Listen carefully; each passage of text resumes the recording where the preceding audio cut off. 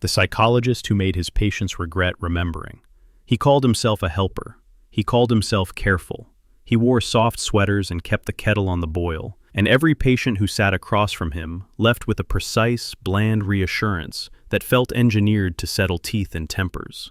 They left with schedules, exercises, a thin folder of notes and a stamped file cover. He had the office of someone who had memorized kindness. Dim lamp on a small table, 2 chairs angled just so, a window that looked over a city that never quite stepped into the daylight. There were plants that required little light, and a bookshelf of authors whose faces suggested empathy. You would have believed him the first time you met him. You would have believed him the second time. It was only after the third that you began to notice the way his eyes cataloged the room. Not people, but the edges of the room, then looked at you as if he was choosing which part of you to remember. The first patient came because she wanted to remember a lost detail, the name of the man who had once kissed her at a shoreline festival and then vanished from her life. She wanted it for clarity. He called it unfinished business. The psychologist smiled and wrote the word anchor, then taught her an exercise, to walk the shoreline in the dark of a simulated memory, to think of the name until it became a thumbprint on the mind. He timed her breathing. He tapped a metronome. He asked her to allow the memory to rise and fall like the tide. She practiced, and for a night, she slept with the name on her tongue. The next morning she could say it, not with the warm joy she'd imagined, but like reading a line she had once been forced to learn in school. The memory came clean and sharp, an artifact unsmoothed by time. She fed it into conversation and watched it harden. Later she would tell friends that the name had lost the warmth she'd expected. She would say it was like recovering an old photograph that had been varnished wrong and now only reflected light in harsh lines. It did not stop there. Another patient was a man in his 60s who had dreams he could not escape. A small room with a single high window and 2 doors that always led to smaller doors, like waking through a set of nested cupboards. The psychologist called the pattern layered ingress and mapped it on a legal pad. In sessions, he taught the man to go back into those doors purposefully, to ring the bell inside the dream. Often, he said, trauma is locked behind a chain of small gates. We simply need to find the correct bell. Each time the man rang in the dream, something shifted. An object moved from one shelf to another. A detail that had been blurry acquired a shape. The man felt triumphant. This was therapy. He left the office with a printed list of steps and a sense that progress was measurable. The next week, he returned pale and thin. He had opened one of those doors for too long, he said. He had found the exact thing he had buried decades ago, an envelope with a child's handwriting, and with it came a flood of recollection so precise it made the world tremble. He could remember the names of faces he had never thought to name. He could feel, physically, the weight of a small hand in his own. The memory did not comfort him. It hollowed his days, because the small hand belonged to someone he had loved, and then abandoned in a place he had told himself he'd never gone. The man began to regret having found clarity. Clarity had ripple effects. It rewired everything else to be true. Word spread. He took them, who asked for a name, a scene, a moment that lay like a dull stone under the tongue. They came with thin wallets and thick sorrow. He listened with the careful patience of someone who knows where to put the needle when the seam needs fixing. He taught them how to peel back the curtains. He taught them how to stare at the blank wall where the past lodges itself and wait for the shape to appear. He used guided breathing, soft music, and a series of questions that sounded harmless. When you are there, what color coats the sky? Are your hands warm or cold? But seem designed to funnel attention straight into a seam of memory, and then widen it, and widen it again. At first the results were the kind a textbook might celebrate. Patient retrieves early memory, patient reframes, patient heals a tragic knot. Then the results changed. People began to tell him that the memories he helped them peel back were not simply recollections, but instructions. A woman he worked with remembered being lost at a carnival when she was 6. In his office, she calmed, the psychologist steadying the room like the hand of a conductor. He asked her to tell the layout, where the stalls were, the shape of the Ferris wheel, the color of the cotton candy. He guided her into the moment and asked her to go further. She did. When she emerged from the exercise, she clutched the folder with trembling fingers. She had not only recalled the carnival's geography, she had remembered the hidden entrance the carnival workers used to move crates at night. "Why would I ever need that?" she asked him, hysterical with the feeling of being watched by a memory that belonged to other people. He smiled and said softly that memory is like a map, and maps are for traveling. She thought he meant closure. He had meant something different. There were patterns, small, ostensibly random curiosities. A patient who suddenly remembered how to open a rusted lock whose key had been missing for decades. Another who could recite a string of numbers she'd never seen before. Someone else who produced an exact sketch of a building that had been demolished before they were born. Each retrieval bent the borders of reality in mildly illegal ways. A map to a boarded cellar, a code to a padlock discarded in a junkyard, an address that had been wrong for years but now signaled an actual, unlisted door.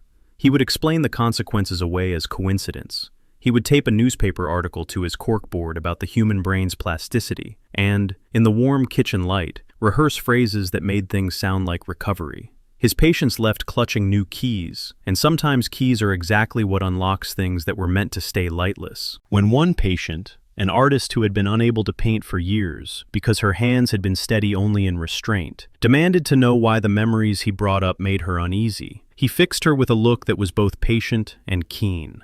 Remembering is not the same as knowing what to do with the memory, he said. You can have a memory and not be obliged by it. She slept badly for a week, and then dreamed that she had found a cellar door under a lane of empty houses, and beneath the cellar was a room with shoes piled like teeth. She woke with a shoe, clay stiff and tiny, on her windowsill. It was not her shoe. She called him. He consulted his notes as if there was a rubric governing fate. Memory can be contagious, he told her, as if describing a benign cold. Some memories carry through others. They resonate. The first time someone connected a hole in the world with the psychologist's methods, nobody believed it. Connections are slippery things, and therapists are trained in the language of doubt. Maybe, perhaps, we'll see. It began with a small burglary. A patient reported that a treasured locket had been taken from her apartment. She imagined a thief or a stray yearning. Then she went back to the sessions and found she could remember a back staircase in a building she used to pass as a child. The staircase led to a cellar. There the locket lay, exactly where a child of 6 might hide something. She recovered the locket and felt momentary triumph.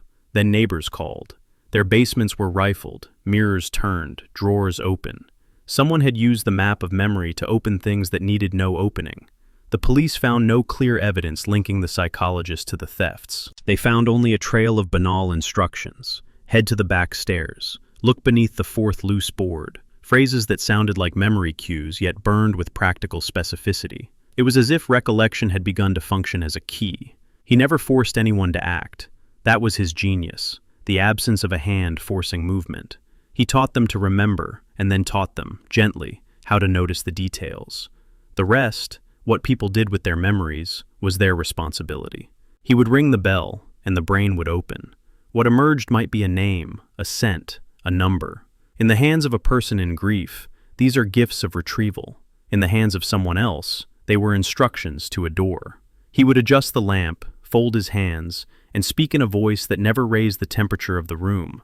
But what he engineered was a particular kind of attention, the kind that makes minds act like compasses pointing to the same single place. The more precise the memory, the more dangerous the instruction. A veteran sitting across from him said he could now smell the oil of a particular mechanic's shop in a town he'd never lived in. The psychologist encouraged the veteran to walk the map in his head, to let the smell lead. A week later, the veteran's name was in the paper. He had broken into a locked garage in search of a missing part, and in its safe he had discovered an envelope with his own handwriting from decades earlier. The pink slip inside read like a confession he had never made, and the veteran, rereading it aloud to himself in the police station, dissolved into something the officers called a breakdown. He looked like a man who had reopened a wound healed with peat and found it bleeding bright and new. Rumors turned to a low panic when a child's body was found in a field outside the city. The victim's family came forward to say they had seen the child that week, playing near the abandoned warehouses, the very warehouses that several of the psychologist's patients had described in sessions when encouraged to remember a childhood space. The details matched. The white paint on the east wall, the crooked window, the summer sound like a distant fan. No one publicized that those who had described the place had only begun to do so after the sessions. Confidentiality made tracing whispers impossible. But the coincidence burrowed into people's mouths. People began to whisper in grocery lines and at bus stops that something about recollection was shifting the world. He did not change. He continued to sip his tea and write down small observations. He defended himself with clinical vocabulary, transference, retrieval bias, constructive memory. He said remembering a memory is not the same as enacting it. He published an article and quoted a study about neuroplasticity, and colleagues sent polite emails praising his patient results. Patients still left with open faces, sometimes lighter, for an hour, a week, a month, and then the world reassembled around the memory like a puzzle box that had been pried open. Some came back asking to forget, but forgetting is harder than remembering, and there are no polite techniques for erasing a map you have already learned by heart. One evening, a woman named Mara came in with something like fear painted across her face. She wanted to remember a lullaby her mother sang, a small melody that had been a sign of safety. He did what he had practiced: soft singing, a metronome, a prompt to call the tune back into being. As she hummed, he leaned closer. "Now," he said, "if you remember the place that sound came from, let it show you the door." Mara's face crumpled with the effort. She saw a hallway. She saw a door. She saw the handle with a gouge in it. She remembered the smell of damp wood. He encouraged her to touch the handle inside her mind. She did, and the memory made a sound like a key turning. Later, she would trace the handle's gouge and find, under the paint, a date, scrawled by a child's hand. It was the month she had been born. She left with the lullaby like an ache, and 2 days later found herself standing at a train yard in the rain. She had no memory of going there. She only knew that some ancient thing required the ritual of being present. When one patient tried to sue him, saying he had taught her to recall a structure that housed illegal deeds, and thereby implicated her in wrongdoing, the legal system hesitated. The law is cautious in the face of the mind's caprices. It recognizes the hazard of subjective evidence. Expert testimonies were called. The Psychologist's counsel argued that memory is both a right and a mystery. Patients voluntarily engaged in exercises of personal reconstruction. The plaintiff's lawyer argued that the sessions were coercive in their design. Words like suggestion and priming were traded like currency. The judge, balancing the chaos, ordered nothing. An injunction would be premature, the evidence too chained to the unreliable labyrinth of memory. The courtroom buzzed and closed its curtains like someone drawing a veil. When his methods were questioned, he smiled as if anyone had accused the sun of shining too bright. "We are compelled to know ourselves," he told a TV microphone. "There are things people cannot heal until they remember." He said remember, and the country nodded. Remembering is noble. Remembering is brave. But he never mentioned what remembering can do to an unready world. He never bluntly told futures that may struggle under the weight of the return detail. The interviews turned into magazine features. He was given a small award for innovation in therapeutic practice. A short profile in a glossy magazine featured a photo of him smiling, his hands folded, the kettle glimmering in the background. Privilege is a kind of insulation. He worked long enough with the fierce quiet of a man who believes himself exempt. But maps accumulate, maps made of whispers and small architecture of loss. And one night, those maps converged in a way that could not be contained. It began when a younger patient, the one who sketched the demolished building from memory, drew something new, a neat rectangle with a narrow chute drawn at the far side. He had asked the patient to follow the memory and describe an exit. The patient drew the chute.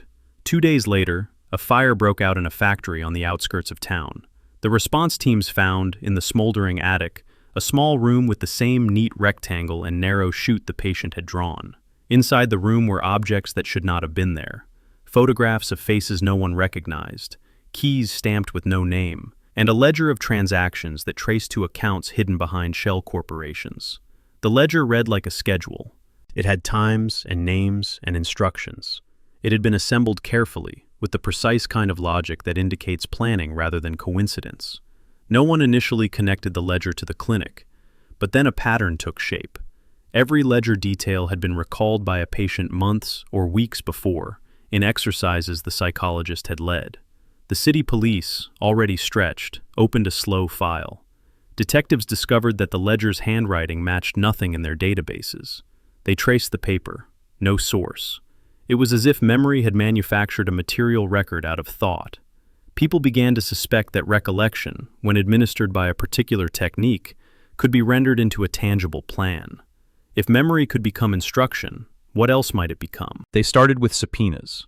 The psychologist resisted with the cold calm of someone trained to think in steps. Privilege's insulation cracked. Journalists dug. Neighbors whispered. He kept his office shuttered like a lamp behind drawn curtains. His phone rang with thin worry. One night, 3 men came to the building. Police, friends, and someone with a badge from a larger bureaucracy no one wanted to name. They asked questions. They wanted to know how notes circulated, how people had been taught to bring back the details that then guided them. He answered in the neat language professionals use to frame a practice as benevolent. The men did not look convinced. A search warrant was issued. They found books. They found charts. They found recordings of sessions where he had asked people to go into memory as if walking into a mapped cellar. They found lists of cues and the exact timings he used. They found, buried in a file cabinet, a ledger of his own that read like an inventory. Names of patients, the memories they retrieved, the date of retrieval, and the odd result. In the margins were tiny notes, times of night, places people tended to visit after sessions, small words like checked and delivered. There were phone numbers that led to voicemail boxes with no messages.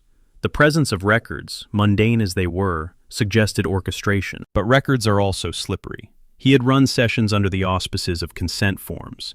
He had asked people to sign and to be diligent about their memories. He had given them language to find the keys. He had not told them what it might unlock. The detectives debated intent. The ledger might be proof of criminal conspiracy, or it might be evidence of therapeutic documentation. The distinction depends on motive, and motive is hard to prove when the instrument is memory. By then, public opinion turned. The town which had once praised his insight now felt like a place that had been mapped by someone with a compass for the wrong things. Patients who had thought themselves healed now called themselves haunted. They reported that what they had remembered came with a kind of insistence, a pressure to make things align in the world with their recollection.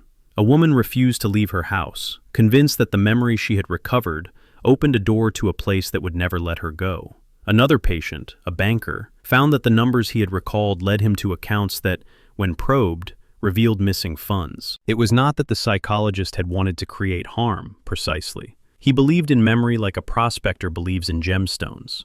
Beneath dirt, there is value, and value must be worked. But the world had no patience for the idea that healing could create collateral. The ledger was explosive because it proved that the method had consequences outside the clinic. Privilege could no longer shield him. His trial was as much about metaphors as it was about law. The prosecutor spoke to a gallery full of people who had been taught to peck at the corners of their pasts and had found a manual. "These are not mere memories," she said. "They are actionable maps that led to thefts, break-ins, and in one case, a child's death."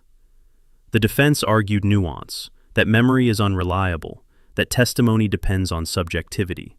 But the families of the harmed stood with the ledger like evidence, and the ledger does not care for nuance. The public wanted closure. The public wanted accountability. He was convicted on charges of reckless endangerment for instructing techniques that foreseeably created risk. The sentence felt small compared to the injuries, but damnation is sometimes a long, legal patience. Even in custody, he retained his certainty.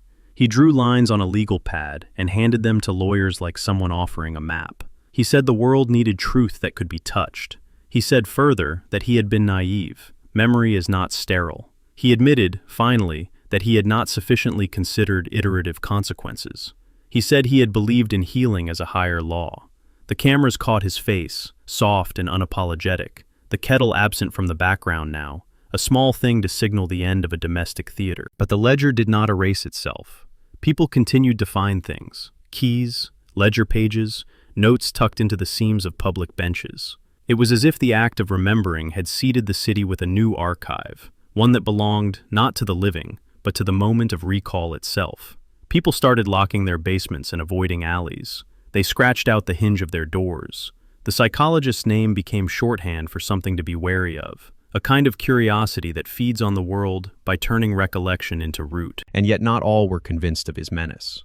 There were, of course, those who continued to believe in the sanctity of remembering. Some claimed that the gains outweighed the risks, that clarity sometimes requires painful excavations. The debate lasted and became a ritual. It performed its logic in newspapers and in cafe conversations. The victims, however, did not want dialectic. They wanted restitution. They wanted their lives to be less like maps others could read. In the end, the most chilling consequence was not legal. It was the way the city itself began to change. The way neighbors watched one another opening mail. The way children were told to play inward. The way some doors never reopened. The ledger had done what memory does when exactness meets motive. It made certain possibilities too available. Where there had been ambiguity, there was now instruction. Where there had been shadow, there became a precise notch for someone's hand. He served his term with the composure of the man who believes his craft will outlast his fall. When he was released, he returned to a smaller apartment and a bookshelf that had seen less wear. People passed him sometimes, walking on the sidewalk, and their faces were blank in an uncertain way that might have been pity or fear. He continued to write, to speak at small lecterns, to defend the righteousness of honest reconstruction. Some younger therapists still visited him in private, curious and hungry for method. He smiled and taught them the questions. He taught them how to listen for the seam between memory and instruction. He was careful now. Men do not court ruin twice. But the ledger had left a city that had been retooled to obey memory's detail, and details are not easily unlearned. One night, years later, a young woman stood in his old office, now someone else's waiting room, and found a folded page and a copy of a mental health journal. Inside, there were 3 lines in a precise hand, an address, a time, and the sentence, "Remember this so someone else doesn't have to." She folded it back and slipped it into her pocket. That night she dreamed of a cellar and a ledger and a string of names. She woke knowing a name she had never heard, and with it, the terrible urge to look under the 4th loose board of the east floor of the old factory. When she left and walked to the old ruins, she found a metal key exactly where the memory had indicated, and in the small lock behind the door was a ledger with fresh entries. The book returned closed. The city had learned to remember in a new language, and the language had been taught in a room that once smelled of tea. He had made his patients regret remembering, because he had made remembering itself a tool, not only to mend hearts, but to open doors. When the practice once thought benevolent met the messy grammar of action, it created an ecology where memory could be used as route, and routes lead somewhere. People stopped saying the psychologist's name in public. They still remembered him, of course. Memory is stubborn, but memory had become a thing to be handled like a sharp instrument. The lesson lasted. Not every map should be followed. Not every recovered name needs to be called out loud. The mind's generosity had become a danger. Those who sat in his chair learned, in the most painful way possible, that remembering can be an instrument of change, and not always the kind you want.